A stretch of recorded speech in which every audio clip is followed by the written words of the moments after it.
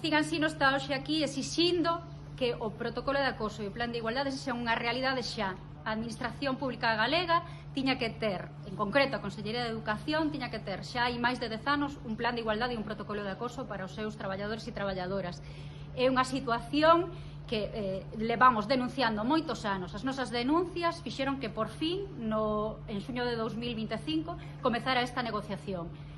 En xuño de 2024 comezar a negociación, en xuño de 2025 tiña que estar rematada. Pois ben, estamos xa no 2026 e atopámonos cunha parálise absoluta. En ano e medio de negociación, realmente un ano foi de non facer absolutamente nada a Administración. Este tema para a Consellería é un tema absolutamente residual na súa axenda.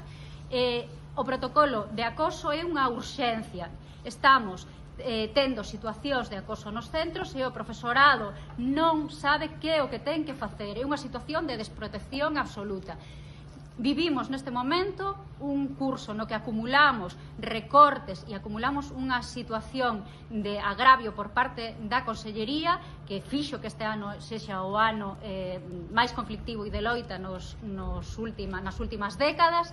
Acumulamos recortes, a nosa saúde laboral está sendo prexudicada, estes recortes afectan a noso labor e tamén afectan a nosa saúde. Precisamos inmediatamente que se desbloquee a negociación do plan de igualdade e que haxa medidas reais contra as desigualdades que se producen e haxa tamén un protocolo de acoso de maneira urxente que ofreza garantías e protección ás traballadoras no ensino público.